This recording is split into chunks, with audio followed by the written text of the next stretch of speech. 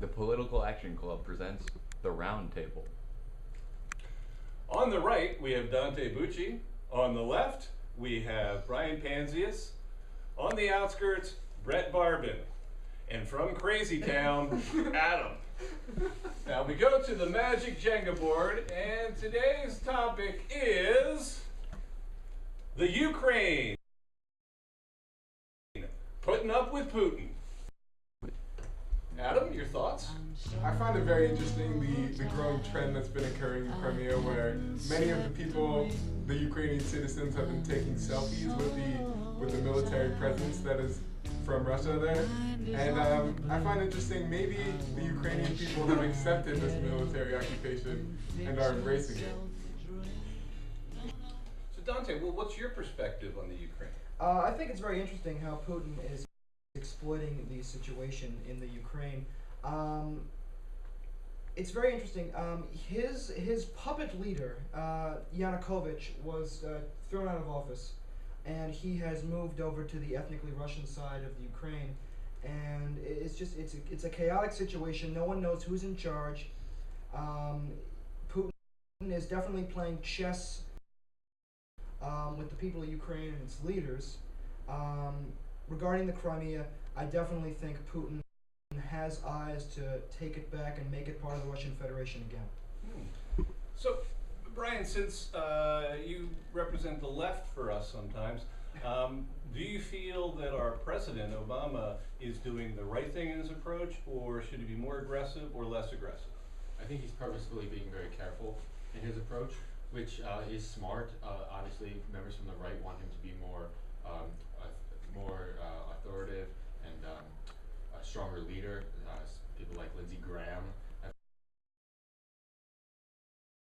called him out and called him a weak leader and said that his actions make us look weak, but I don't think that's the case at all. I think he's simply being careful.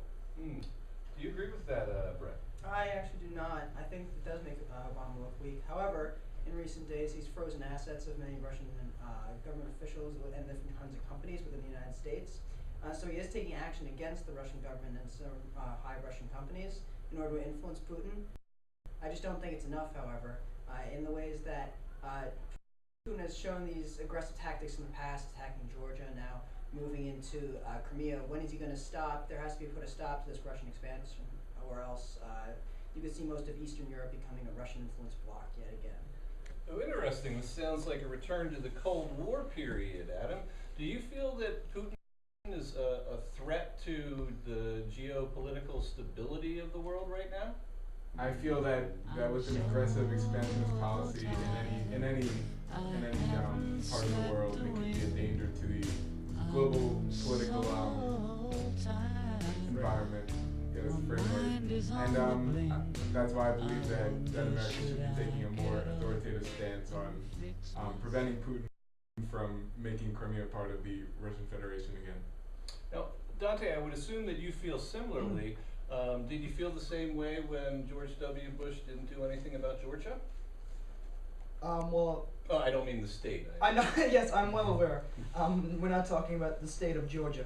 Well, it's different. In 2008, George, I hate to put it this way, but it was politically irrelevant at the time. That was when Sarah Palin made her comment.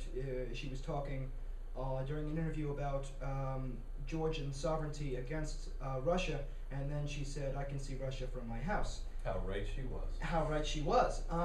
But it's different. This is a volatile region that has a history of problems with Russia. It was part of the Soviet Union at one point in time, so this is definitely a different kettle of fish, as it were.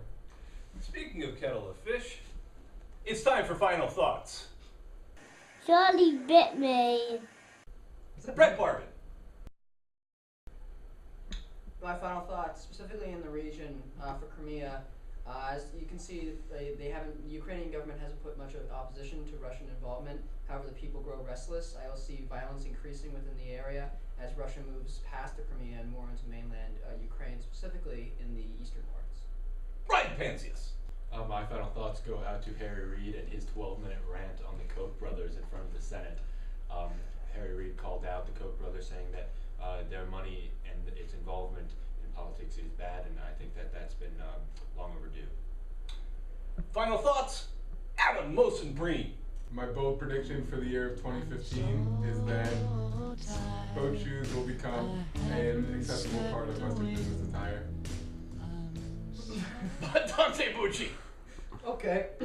My final thought comes from Rutgers University, where former Secretary of State Condoleezza Rice was supposed to be the commencement speaker this year. After some complaints by the student body and mostly the faculty, Rutgers pulled her as a commencement speaker. Just to put it in perspective, Rutgers paid Snooki from the Jersey Shore $32,000 last year to speak on campus. Interesting thoughts indeed. Dante, did you apply to Rutgers? I did apply to Rutgers. Interesting. Interesting indeed, is it not? Mm-hmm. And my final thought, Ted Cruz, he lies.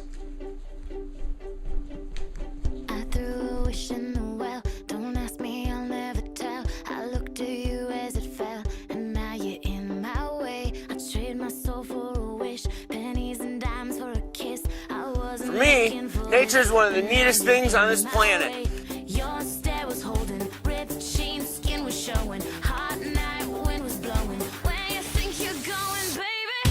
Hey, I just met you, and this is crazy, but here's my number, so call me maybe. It's hard to look right at you, baby, but here's my number, so call me maybe. Hey, I just met you, and this is crazy, but here's my number. Abbott is a paraplegic.